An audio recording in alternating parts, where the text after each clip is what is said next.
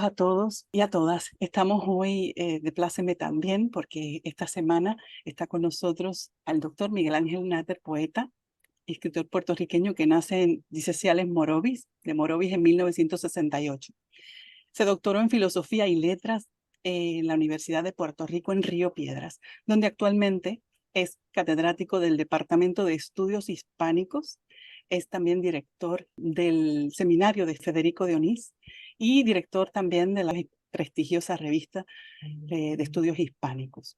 Como poeta ha publicado muchísimos libros, voy a mencionar solamente algunos. El primero es Ceremonial en 1993, Esta carne proscrita en el 2004, La queja de los besos negros en el 2006, El jardín de luto en el 2011, Nadie es poeta en su tierra, los poemas de la universidad en el 2012, Más de Sodoma 2014, Vuelta 2017, Culpa de nadie 2017 también, La putrefacción del alma 2018 y Los efebos negros 2018, entre muchos otros. Mañana van a poder disfrutar de varios de los poemas de estos libros.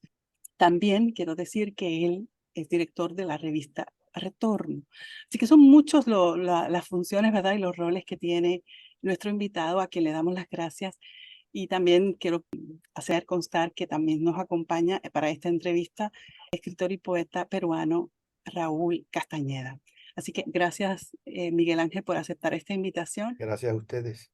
Vamos a empezar por lo que tiene que ver con tu formación en la Universidad de Puerto Rico. A mí me consta que tú eres un estudioso muy riguroso y a nivel teórico también muy cuidadoso. Entonces, ¿qué aportó la Universidad de Puerto Rico en ti y qué profesores marcaron tu camino como académico y luego posteriormente como escritor? Bueno, le debo toda mi vida a la universidad. Yo me formé en el bachillerato de literatura comparada y en la maestría también en literatura comparada. Luego pasé al doctorado en estudios hispánicos, en el departamento de estudios hispánicos. Algo muy importante en mi formación fue pertenecer al coro de la universidad. Allí aprendí muchísimo, ¿verdad? Música, canto, historia de la música, historia de la ópera, que se une, ¿verdad?, a la experiencia académica de los cursos básicos del bachillerato en humanidades, apreciación del arte, apreciación del teatro, filosofía. Esa formación que me dio la universidad es prácticamente lo que nutre toda mi obra posterior y continuamos, ¿verdad?, creciendo en la medida de lo posible. Quizá el profesor que más influyó sobre mi vida académica se llame Esteban Tolinchi, aunque no fui estudiante de él en un curso oficial, fue en un curso como oyente. Otros profesores que marcaron mi vida, ¿verdad?, fueron Mercedes López Barat, que digamos es mi madre, ¿verdad?, en el estudio de la literatura hispanoamericana. Y en la teoría, Ada Vilar de Kerckhoff, creo que también fue importante, pero más que todos ellos, ¿verdad?, Esteban Tolinchi, que todavía sigue siendo mi maestro. Miguel, ¿por qué crees que es importante? Lo veo también en tu poesía. ¿Por qué crees que es importante estudiar las composiciones poéticas y a los escritores clásicos? ¿Por qué es importante? O si es importante para ti. Bueno, actualmente hay mucha gente que piensa que uno puede escribir sin leer, y es cierto, uno puede escribir sin leer, pero yo estoy casi seguro de que leyendo los clásicos uno puede escribir mejor, ¿verdad? No solamente los clásicos de la tradición grecolatina en adelante, también la poesía antigua, la poesía egipcia, la poesía mesopotámica, poemas de Gilgamesh, la Biblia. Toda esa formación es importante en el crecimiento humano. No importa que seamos creyentes o no, todos los libros sagrados, la épica, el teatro antiguo, la literatura medieval, renacentista, barroca, neoclásica, romántica, hasta llegar a nosotros, ¿verdad? Que pensamos que lo estamos haciendo todo nuevo y, como decía Salomón, no hay nada nuevo bajo el sol. Pues sí, creo que hay que leer la tradición poética para incluso romper con ella.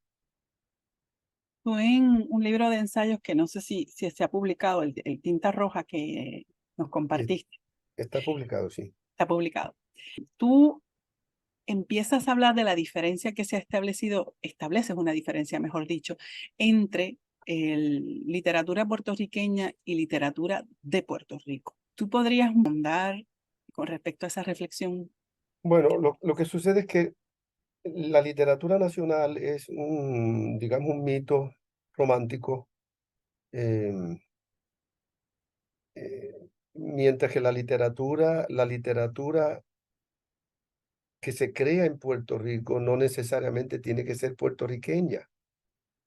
Entonces, esa diferencia entre la literatura puertorriqueña y la literatura que se crea en Puerto Rico se puede crear en francés, en italiano, en inglés, cualquier otra lengua. Incluso tenemos poesía escrita en esperanto, en latín. Entonces, eso también es parte de la literatura puertorriqueña. Y esa idea de la literatura puertorriqueña está marcada por la tendencia de la generación del 30 a pensarnos como puertorriqueños dentro de la tradición hispánica. Y con eso quise romper un poco en esta idea del, del libro La Tinta Roja, sobre todo en ese capítulo inicial.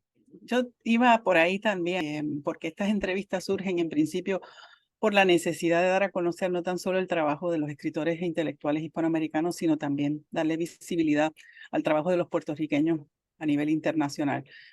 Por un lado, son pocos los escritores que conocen nuestra literatura fuera de Puerto Rico, y por otro lado, tampoco es que es tan fácil conseguir los libros, salvo algunas excepciones.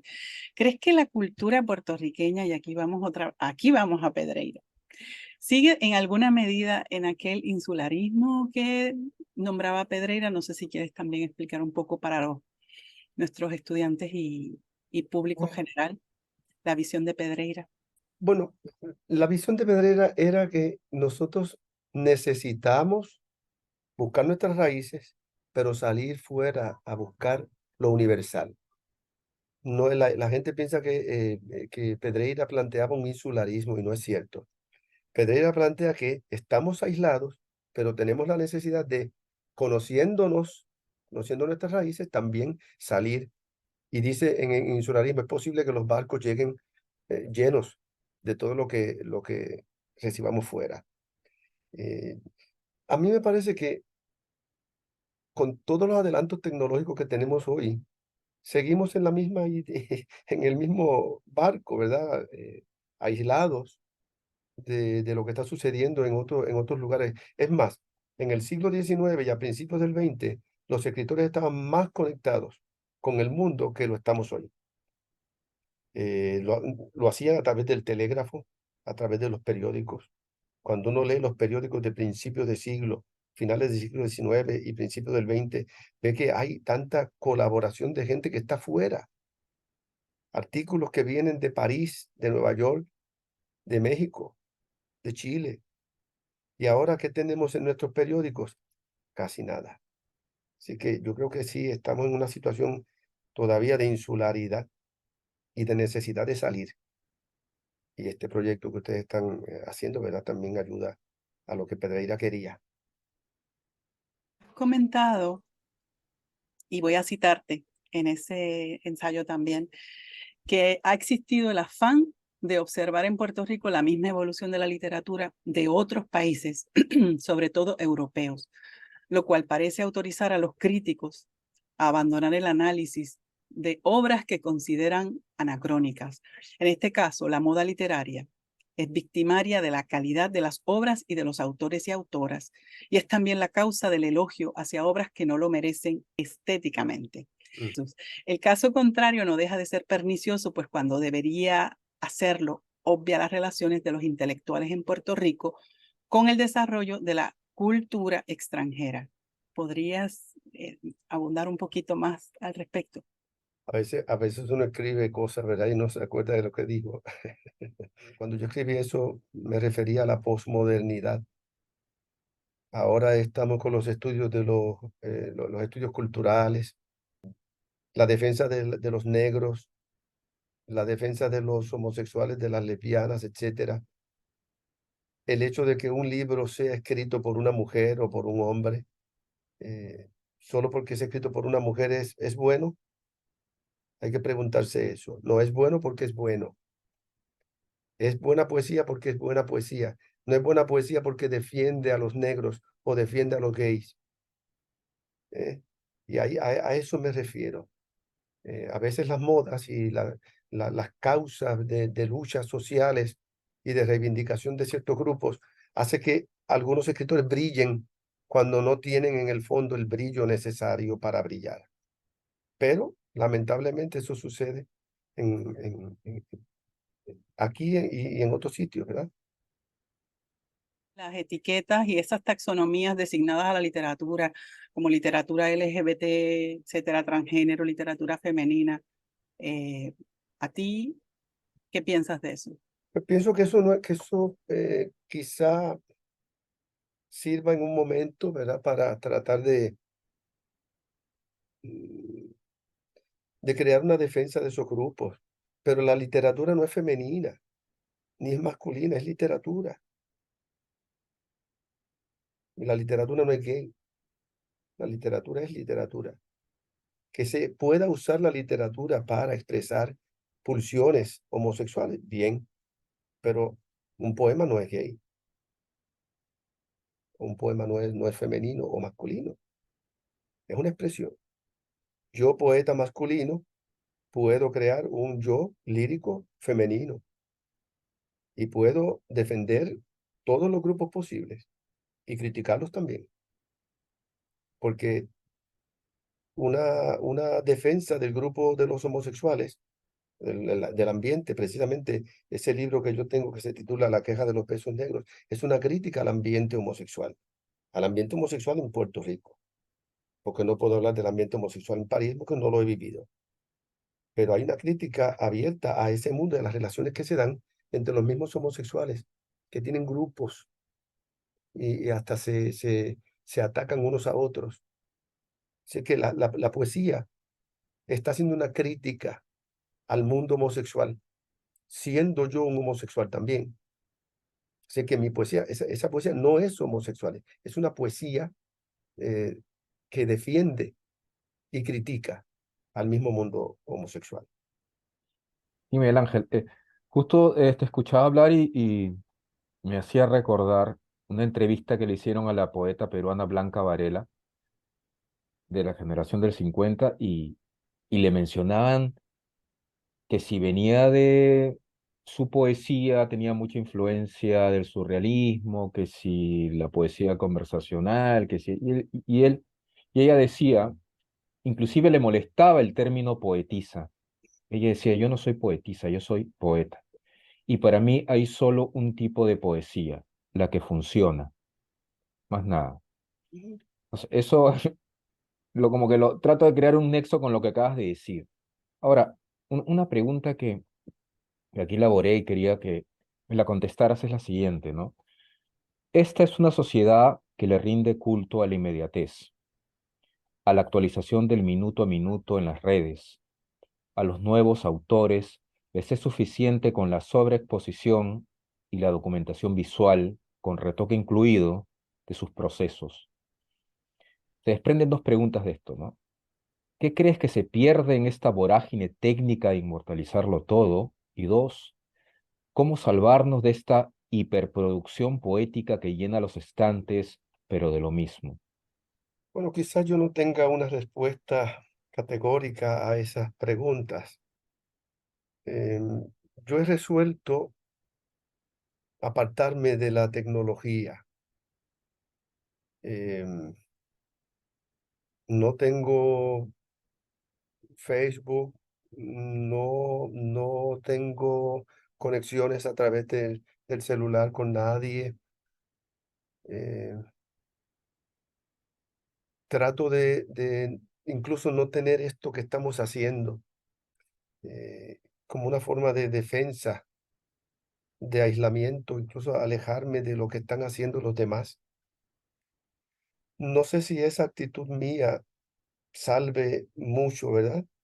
Pero yo me siento que estoy haciendo un trabajo totalmente diferente poéticamente y apartándome de esta, digamos, más deshumanización que aquella de la que hablaba Ortega y Gasset a principios del siglo pasado.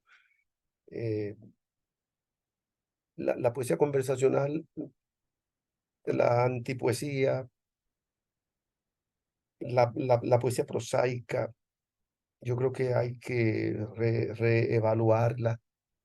Eh, Podemos escribir poesía en verso libre, pero también podemos escribir poesía tradicional y no Ujú, verla siempre tan negativa como sucedió a principios del siglo XX, ¿verdad?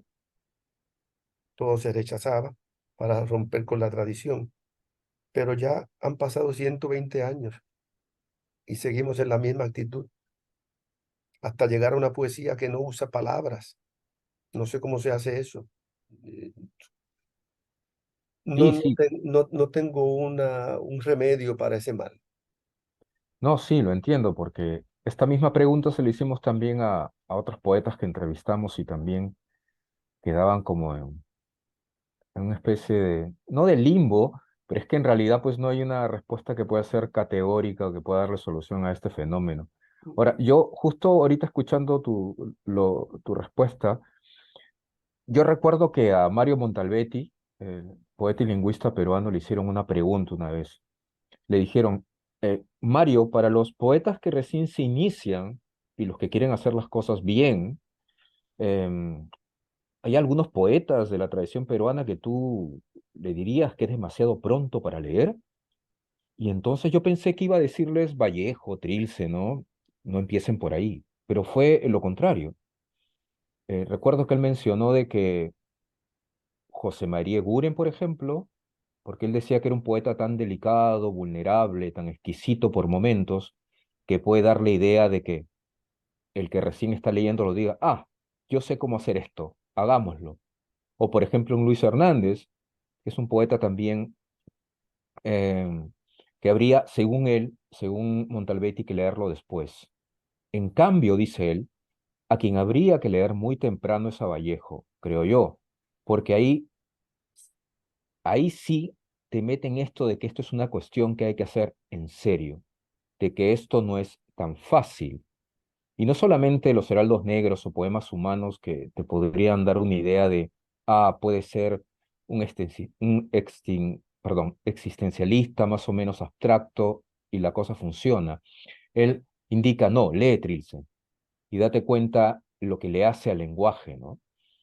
Entonces, yo creo que ahora, y también otra frase que traigo a colación de él, él dice de que estos cursos de escritura creativa, por cada curso de escritura creativa, por cada uno debería haber 10 de lectura creativa. Mm, Sí, me parece muy buena esa frase. Y entonces acá viene otra pregunta, ¿no? Hay algo que Eduardo Milán nos señaló a nosotros, ¿no? Y él dice, de que el respeto por la tradición, sea la tradición propia, la tradición universal, pero la tradición, al fin de cuentas, es fundamental porque nos evita caer en la idea de que en el arte es suficiente solo con expresar sentimientos, ideas y todo eso. Ahora, esta corriente de pensamiento que deja de escuchar y solo se escucha a sí misma, podría considerarse como la responsable de lo que el mismo Milán señala como la radical banalización de la poesía actualmente. mm. Pues podría estar de acuerdo con esa idea, sí. Lo cierto es que una persona que lea la tradición y que sea, vamos a llamarla culta, ¿verdad? Que tiene conocimiento de toda esta tradición cultural, sea la que sea, ¿verdad? va a producir una poesía diferente de una persona que no tiene ese conocimiento. Eso es definitivo. Y yo apuesto a la cultura. Justo Quería yo, añadir algo a lo que sí, dijiste sí, sobre sí, los dime. los cursos de creación. Sí, sí. Si llegara Pablo Neruda a dar un curso de creación, yo me apunto. Pero no es eso lo que está sucediendo. Sí, Los sí. cursos de creación los enseña cualquiera en las universidades. No es lo mismo tomar un curso de poesía con José Asunción Silva o con José Lezama Lima, ¿verdad? Que, Mm. que tomarlo con alguien que uno no sabe quién es. Así que esos cursos hay que tomarlos con mucho cuidado. Yo mismo no me atrevo a enseñarlos. Uy, wow. Justo una pregunta más, Tania. Bueno, más que una pregunta, una observación. Yo leía, escuchaba tu poesía y veía, y no por solo el estilo o el manejo de la sintaxis, ¿no? Pero algo de Góngora, quizá algo de Lezama, pero por el manejo del mito, ¿no? Esa erudición. Eh, que no sé en Puerto Rico qué tan eh, único sea, pero yo lo siento muy hermanado, lo siento muy cerca de lo que se hizo o se intentó hacer o se intenta hacer hasta ahora en Sudamérica, ¿no? Y no solo partiendo desde Medusario y todo lo que armaron Coser y Echavarren, ¿no? Pero escuchándote, escuchaba a poetas, resonancias de poetas sudamericanos también. Bueno, en Puerto Rico actualmente yo no creo que haya un poeta que haga lo mismo que yo. eh, el uso de la mitología, ¿verdad? No solamente la mitología grecolatina, también la mitología egipcia, eh, mesopotámica, hasta japonesa. Pero sí hubo en Puerto Rico un poeta que se llamó José Isaac de Diego Padrón, que lo hizo muy bien a principios del siglo XX. Y obviamente yo he leído esa poesía. Pero sí tienes razón, hay mucha influencia de Lezama, porque yo estudié a Lezama en mi tesis de maestría. He intentado leer a Lezama, porque a Lezama no hay quien lo entienda. Ujú. Pero es eso, el ejercicio de leerlo y tratar de descifrar qué es lo que hay ahí.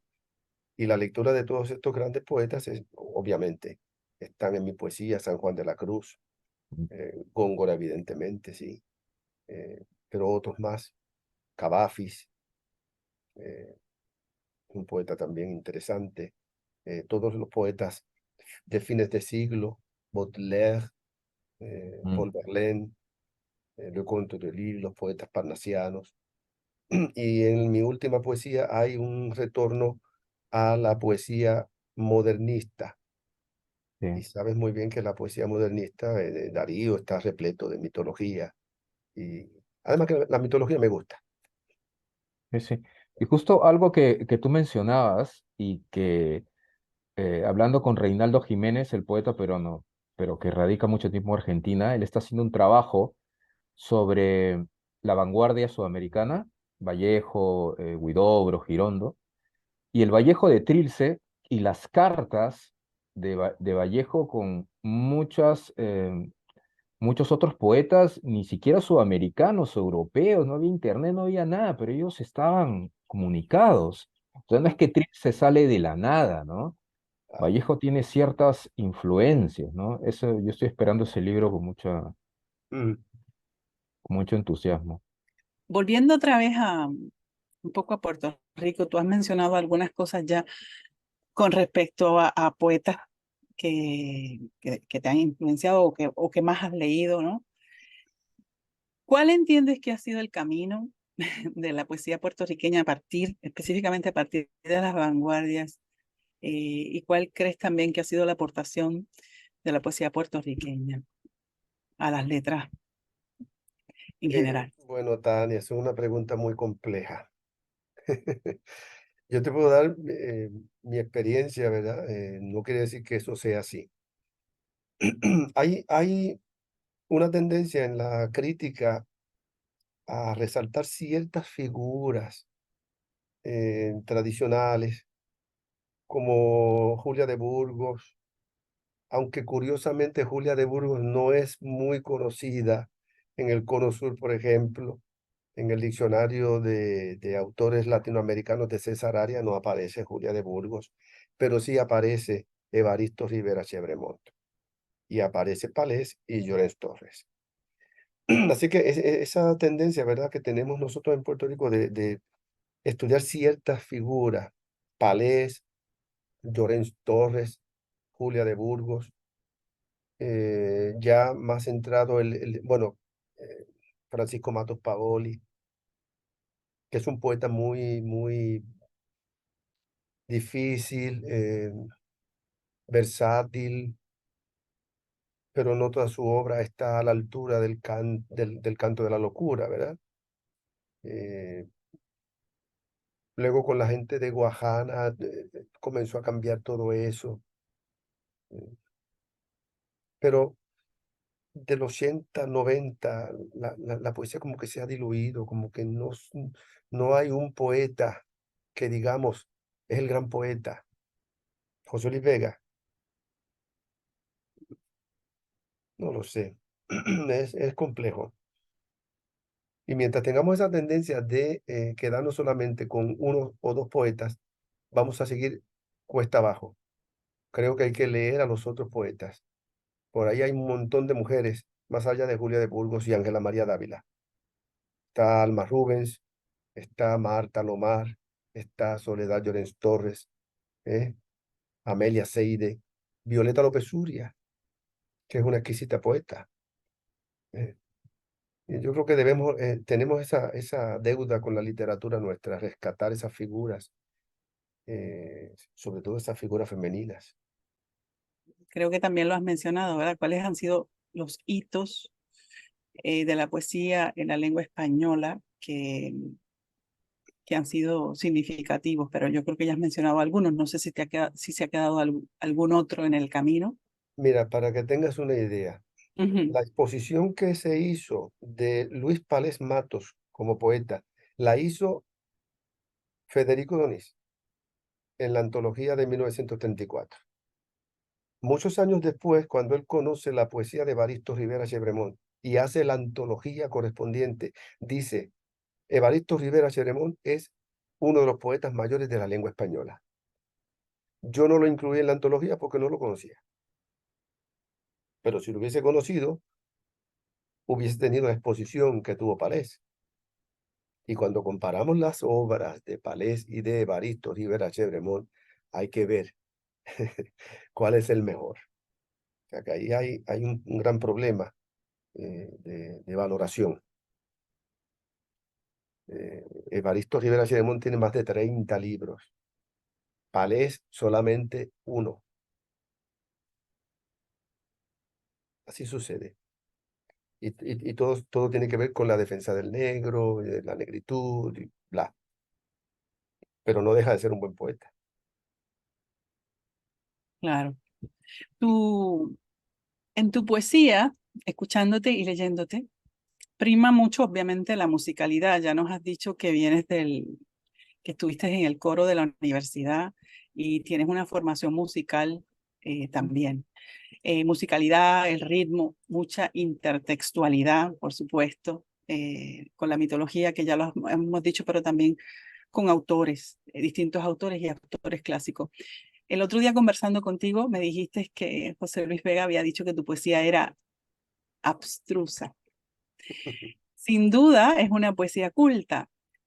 ¿Cuál ha sido tu búsqueda o cómo te has planteado tú la construcción de tu poética?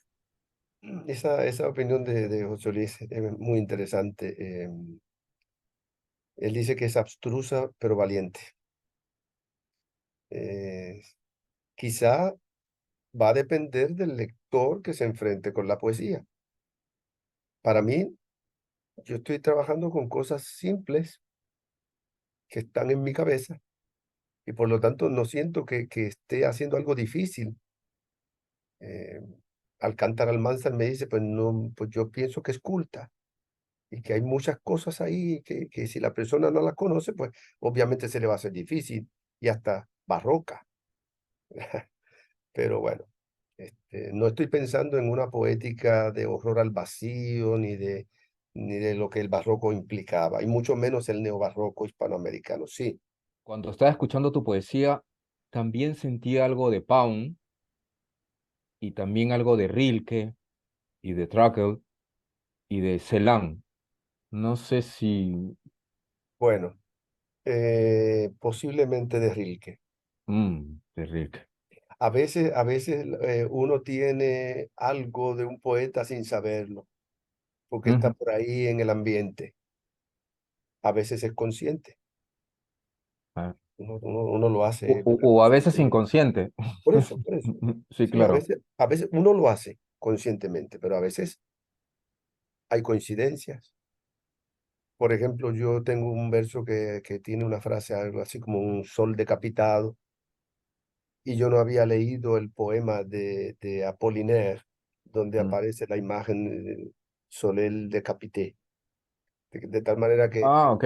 es una imagen, ¿verdad? Que está ahí, pero igual no suena igual. En Sí, francés pero es un claro, sonido diferente. todos de alguna manera reciclamos, ¿no? Un poco y de manera inconsciente, ¿no? Sí, sí. Ahora, no sé si has leído al poeta Rodolfo Inostroza, si te suena. No, no lo he leído. Te voy a pasar ese, porque aquí en Perú, y eso lo comentaba Tania, cuando alguien quiere conocer, ¿no? De la literatura acá en mi país, cualquier poeta de los que busques que ya pues tiene cierto lugar ganado, empiezan, no, la generación del 20, la del 30, 40, 50, y todo lo tenemos como categorizado, ¿no? Entonces, tienes que leer Meno Vallejo, Eguren, después viene César Moro, que Mm, fue parte del surrealismo, Westphalen, Martín Adán, de ahí las 50. Pero como tú dices, llegamos al 70 en Perú, donde, por ejemplo, destacan Verástegui y destaca Montalbetti, y de ahí no sé qué pasa. Los 80 son una cosa rarísima, los 90 peor aún, y no encuentras a alguien, ¿no? Entonces, lo que yo, por ejemplo, siempre busco es gente que esté investigando. Entonces, siempre está investigando y me dicen, mira, lea tal. Pues yo le digo, ¿de dónde crees que puede haber sacado este poeta esta influencia, este lenguaje? Ah, mira, lea tal, a tal, a tal.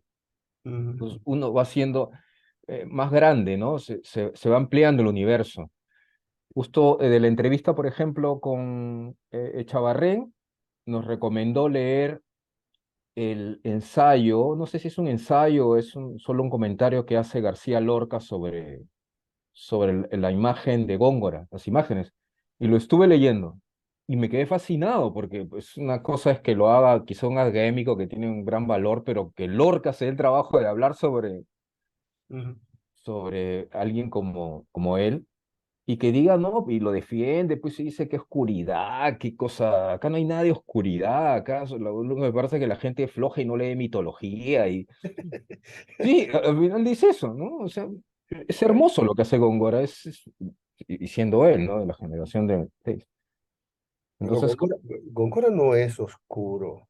sí, sí, Oh, pero dice que muchos en el tiempo de García Lorca, él decía que lo acusaban mucho de eso, ya, ya. algunos otros autores, y él defendía que era absurdo eso, ¿no?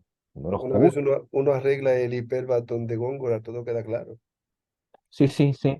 Él decía que Góngora era un gran conocedor Sí. de latín y que eso, que él muchas veces acomodaba pues la sintaxis de él obedecía a eso, ordenaba el castellano como y Claro. era una cuestión de sintaxis. Y también yo después descubro, después de esto, de que igual como usaba Góngora el mito y lo transformaba, lo transfiguraba a veces, también Lezama lo hace a su manera, ¿no? Cuando uno lee la poesía de Lezama. Y es todo muy interesante y yo alcanzo a ver cierto nexo con tu poesía y uno de los objetivos fundamentales, como lo decía Tania, era que Sudamérica pueda ver a Puerto Rico y que Puerto Rico pueda ver a Sudamérica, los dos se puedan ver, que conozcan tu poesía, Ujú, que es excelente, o sea, y antes de estas entrevistas hicimos algunas lecturas compartidas, hicimos una entre Cuba, Puerto Rico y Perú. y los poetas peruanos se quedaron fascinados con los puertorriqueños y entre sí se miraban, ¿no? Ujú, Y uno se pregunta, ¿y por qué no estamos siempre tratando, ¿no? De escucharnos? ¿Qué se ha perdido ahí? ¿O es que ujú, nosotros nos hemos desilusionado de alguna manera? Hay cierta carga, y como tú mencionas, y acá recuerdo algo que decía Montalbetti, otra vez lo cito, que se sentía, él es el Departamento de Lingüística de la Universidad Católica de Lima, y está muy decepcionado de la universidad, muy decepcionada de la administración en la universidad, de lo que es relevante y lo que no es relevante en la universidad. Y él ujú. decía algo que te va a parecer muy gracioso. Él decía, yo no uso redes, igual que tú, Miguel Ángel, yo no uso redes. Entonces, ¿qué hago? Salgo de mi oficina y coloco un papelote grande y ahí pongo todas las quejas. Y mis estudiantes pasan, le toman fotos con el celular y lo cuelgan en Facebook. Hay que tener cuidado. Sí, sí. Y al final me dice, todos le dan me gusta a mis cosas. ¿Y yo cómo se enteran? Bueno, pues todos están posteando, ¿no? Entonces puedo entender eso, ¿no? Y me siento muy conectado con lo que haces y muy interesado. Gracias. Sí. De hecho, hay un libro, uno de los poemarios de él que es sobre, ¿cómo es? Nadie es profeta en su tierra, poemas de la universidad, Ujú. porque eso que plantea Montalbetti yo creo que también se ha planteado acá y él que está de lleno en la universidad como catedrático. ¿Qué piensas de la universidad en este momento? Que tú que has vivido varias etapas. Ay, bendito. La universidad. Lo que ¿Qué queda de la responde también universidad. el libro que de poesía que trabajas también en el tema de la universidad? Bueno, ese libro tiene que ver con una huelga y con la amenaza de la Junta de Control Fiscal al país. Pero aquella universidad en la cual yo fui estudiante ya no existe, lamentablemente. Para que tengas una idea, el Departamento de Estudios Hispánicos, cuando yo entré, tenía 40 profesores. Ahora tenemos 15. Y de los 15, debo decirlo de este modo, ¿verdad? La calidad ha bajado también. Así que es lamentable todo lo que está sucediendo en la universidad.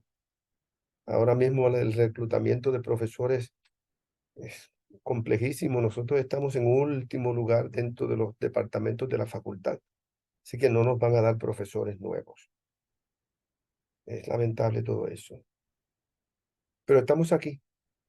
Es importante que sigamos trabajando. Justo algo, Miguel Ángel, de lo que comentas, justo había separado algo aquí, a ver qué te parece, no sé. Otra vez Montalbetti. No sé por qué. Ustedes están ligados de alguna manera sin conocerse, pero es muy parecido. Él en un artículo menciona lo siguiente, ¿no? Él dice que el sistema capitalista, ¿no? Existe en el sistema capitalista una ofensiva ya no contra la lengua, o sea, no contra, en el caso de Perú, por ejemplo, contra las lenguas originarias, el quechua, el aymara, no, no, no, no, no. Él dice, ahora la ofensiva es contra el lenguaje. El lenguaje es lo primero que el sistema se ha encargado de vaciar. Y eso va con un tema que ya conocemos. No solo nos convencen de que somos clientes, sino de que vivimos en una sociedad de la imagen. Y la imagen no habla. Y al no hablar es incapaz de producir las cosas que el lenguaje verbal permite. La contradicción, la pregunta, la reflexión. Entonces yo te pregunto, ¿usted compartes esta visión de que es el lenguaje como institución social el que habla a través de nosotros, el de los medios de comunicación, el de los políticos, de la iglesia, de la academia? Bueno, como decía al principio, estoy incomunicado y se me hace muy difícil contestarte esa pregunta porque yo estoy todo el tiempo metido en el pasado, en mis investigaciones. En lugar de leer los periódicos actuales, yo leo los periódicos del siglo XIX y los periódicos del principio de siglo. No estoy conectado con las noticias del país ni del extranjero, de tal manera que soy la persona menos indicada para hablar sobre eso que está sucediendo, lamentablemente. Quizá eso es lo que lo que le convenga al sistema, que se publique mucho, pero de esta manera, donde no se toma en serio, donde no se corrige lo suficiente, donde las editoriales, tú solo les pagas y usted venda, ¿no? Y el lenguaje ya no es peligro, porque es como que no es el enemigo, ya no hay nada que incomode, ¿no? Es como que la poesía actual es el Netflix. Todos pueden ser parte, todos pueden escribir lo que quieran, en realidad ausencia de crítica. Es más, yo tengo amigos, poetas muy destacados, que reseñan libros que no leen. Ay, ay. ¿Por qué? Porque es mi amigo, pues, ¿no? Y porque así me gano gente que dice, uy, pero él mira qué bueno es. Ujú, Hay como una, y tanto se habla de esta generación de cristal, que es imposible inclusive decirle a alguien, esto no está bien, ¿no? Tienes que redondearlo, tienes que trabajar más en el texto, es una ofensa, ¿no? ujú, ujú. No sé hasta qué punto los intelectuales, los poetas o las personas que son conscientes de eso puedan, pero tú no eres el único, o sea, que puede haber, no encerrado, yo no creo que te hayas encerrado, pero tú lo haces y eso hace que al final la poesía tuya sea de tan buena calidad. O sea, si tú no lo hicieras, quizá serías de alguna manera contaminado por lo demás y no sé, pero no sé hasta qué punto, volviendo a lo que te decía, los poetas intelectuales debemos de hacer algo o alzar nuestra voz o no ser tan pusilánimes. Yo soy crítico también. Hago reseñas para las revistas que edito, ¿verdad? Es muy difícil hacer una reseña de un libro de poesía, precisamente por eso. Yo tengo, yo tengo un libro completo sobre la poesía puertorriqueña de la década del 2000, pero no lo voy a publicar porque me voy a echar de enemigo a mucha gente. Y ahora acabo de terminar una reseña de un muchacho que escribe un libro que se titula Dictado de Perillas y titulo la crítica, la reseña, Estética del dislate. Explico, ¿verdad?, lo que significa, porque muchas veces creemos que estamos haciendo algo novedoso y en el fondo lo que estamos haciendo es un disparate que eh, no es novedad muchas veces. Entonces, para eso hay que leer la poesía del pasado, para darnos cuenta de lo que se hizo en el pasado y ver que lo que estamos haciendo nada innova. Pero trato y hago la reseña porque veo que hay algo de salvable en el libro. Si no tengo nada bueno que decir del libro, no lo reseño. Y eso lo aprendí de una gran crítica que se llama Concha Meléndez. ¿No te parece algo bien particular? Yo trato de hacer un paralelo, por ejemplo, con la música. Cuando uno va a aprender a tocar el piano, la guitarra, uno sabe de que va a demorar, según a quien quieras emular, o que es muy distinto que yo quiera sacar en la guitarra una canción de Juanes, a si quiero tocar algo de Coltrane o si quiero tocar algo de Debussy. Es muy distinto, me va a demorar mucho más tiempo. Sea cualquier baile, sea otra arte, la pintura, va a demorar cuántos cuadros tendré que hacer para poder hacer alguno que pueda exponer. Sin embargo, no sé por qué en la poesía leen unos cuantos libros, escriben y ya está. Es una cosa rarísima. Sí, sí, eso es lamentable. Sí. Yo Si con la respecto poesía, a la... Ujú. si la poesía fuese como el solfeo, Mm. habría pocos poetas. Pero Porque, buenos, porque, pero buenos. bueno, pero a lo que quiero decir es que para componer música uno tiene que tener dominio de unas herramientas básicas. Pero como todo el mundo habla y todo el mundo puede escribir dos o tres cosas, pues entonces todo el mundo puede ser poeta, Mm. lamentablemente. Con respecto a la crítica, quería preguntar también, porque yo sé que también trabajas con la crítica literaria. ¿Crees que la crítica literaria actual ha contribuido a preservar y comprender el trabajo literario que se está haciendo o realmente no? Yo creo que a la crítica literaria le está sucediendo lo mismo que a la poesía. Hay mucha crítica mala. Y si la calidad del crítico no está a la altura del poeta, tampoco, no sé. Eh, no todo el mundo puede hacer crítica literaria. O sea, y entonces la crítica que tenemos por ahí es la crítica que se hace en el periódico El Nuevo Día,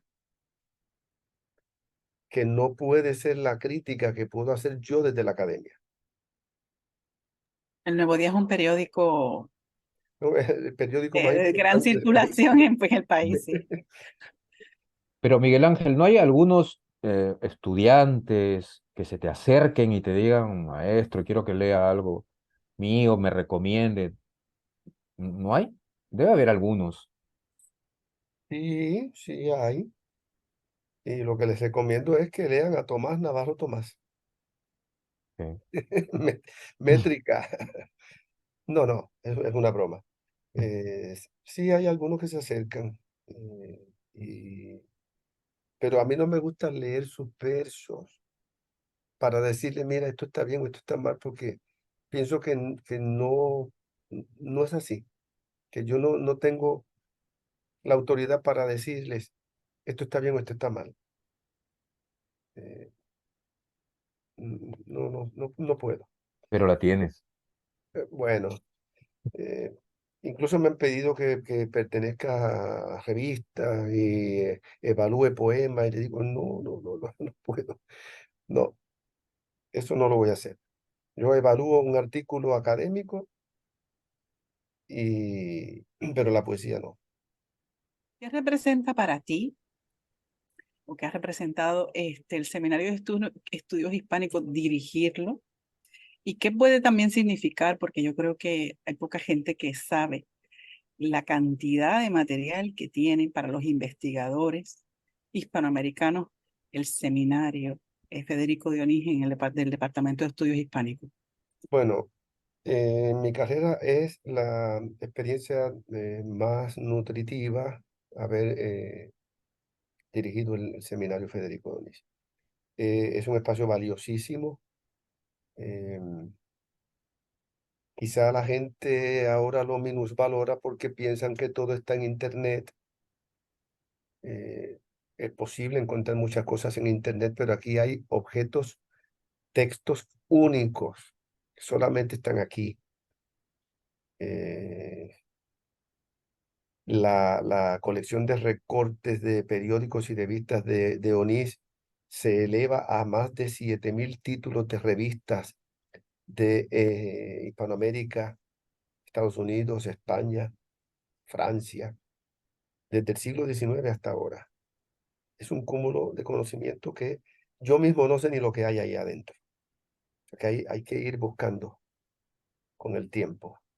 Los archivos de Federico Donís, los archivos de Margot Arce de Vázquez, el archivo de Tomás Blanco, Antonio C. Pedreira, eh, el epistolario de Concha Meléndez con más de casi 1.000 personas. Es una cosa impresionante. Creo que sí que hace falta, pero la universidad también lo ha olvidado, que la única persona que queda soy yo. Ahora mismo estaba preparando una carta a la rectora para ver si nos dan un bibliotecario docente que pueda catalogar los libros que hay.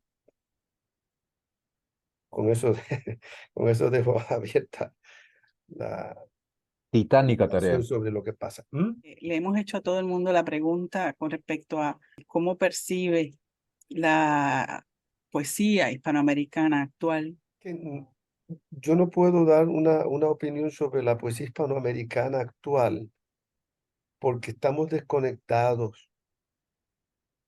Yo, por ejemplo, me fui a Chile, traté de conseguir libros, ¿verdad? Para informarme. Estuve en Colombia, pero yo no sé qué está pasando en Argentina, ni en México, Cuba menos. Así que esa pregunta es compleja. Y si no nos conocemos, ¿verdad? Pues, ¿cómo podemos formar esa idea de un 17 naciones o más? Es complejo. Es más, Es interesante. Ajá. en el mismo Puerto Rico es bien difícil decir qué está pasando con la poesía. Bueno, por eso también hemos decidido hacer este proyecto y abrirlo también un poco más, sobre todo a partir de la antología Medusario, ¿verdad? Raúl, escritores también extraordinarios que no conocemos acá y que la verdad que han hecho un trabajo muy valioso. O sea, que parte es una inquietud también de conocernos y de que nos conozcan en este sentido. Y Medusario, ya para terminar, es algo interesante porque cuando entrevistamos a Echavarren, él decía que fue la idea de él y fueron las lecturas de él. Y como él viajó mucho, estuvo en muchos países enseñando, entonces leía en un país un escritor, otro aquí, de repente uno en México, en Perú, otro argentino, otro uruguayo, otro que era de fuera. Y él creó su propio, por eso le dice su muestra, ¿no? Para más o menos que, creo que 11 años creo que se demoraron en hacer eso, o 10 años, porque no fue fácil, me dicen, en ese tiempo no existía el internet, o sea que la carta a veces ni llegaba, los textos no llegaban, pero Ujú, ayudó, ¿no? Ayudó a que, ni siquiera es un estilo, porque él dice que ni siquiera lo consideraría neobarroco, porque siempre dicen, ¿no? La muestra neobarroca, Medusario, y ujú, ¿con qué se identifica, no? Con el nombre, pues, bueno, para que se pueda ubicar, ¿no? Pero inclusive yo también escucho la musicalidad tuya, la manera de, y me hace recordar Dor Espina, me hace recordar a Reinaldo Jiménez, me hace recordar a Echavarren.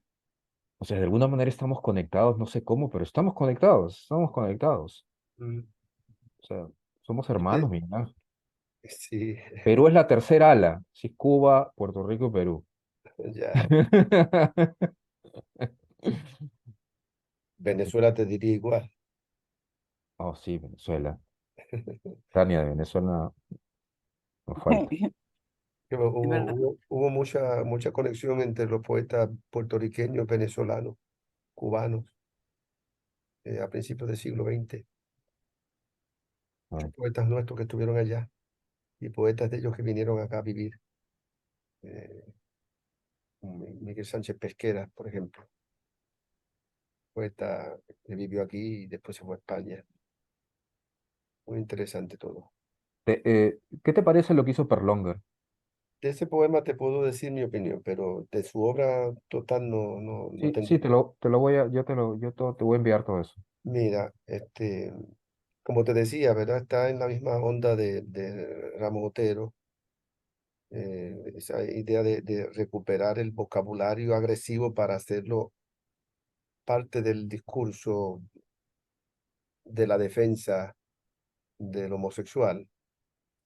Eh, yo pienso que eso se puede hacer, aunque no lo hago yo, ¿verdad? Sí, claro. De la misma manera. Yo lo hago de otra manera, quizás con más imágenes simbólicas.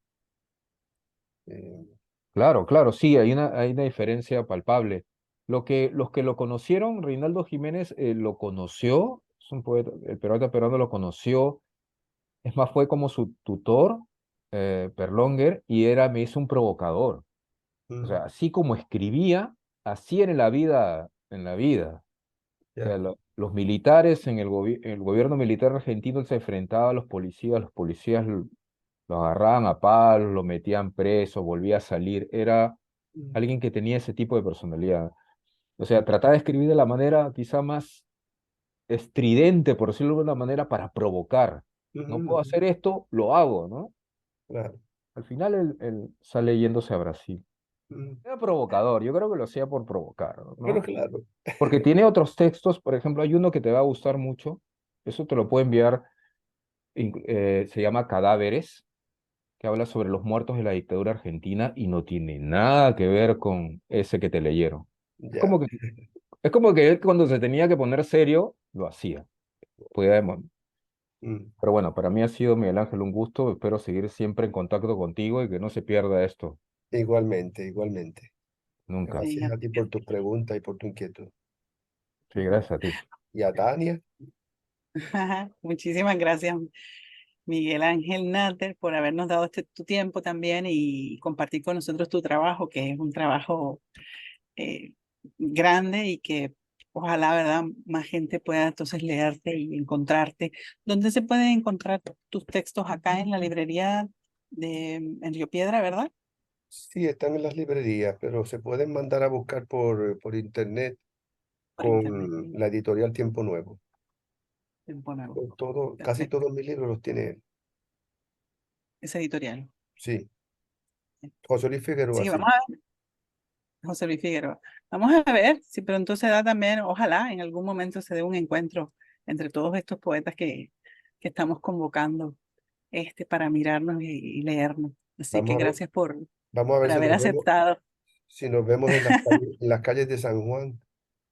en las calles del Viejo San Juan. Mm, mm, mm, mm. Pues gracias, Miguel, por tu tiempo. Hasta Un Gracias a pronto. abrazo, ustedes. Miguel. Un abrazo, Cuídense. Miguel. Chao. Chao.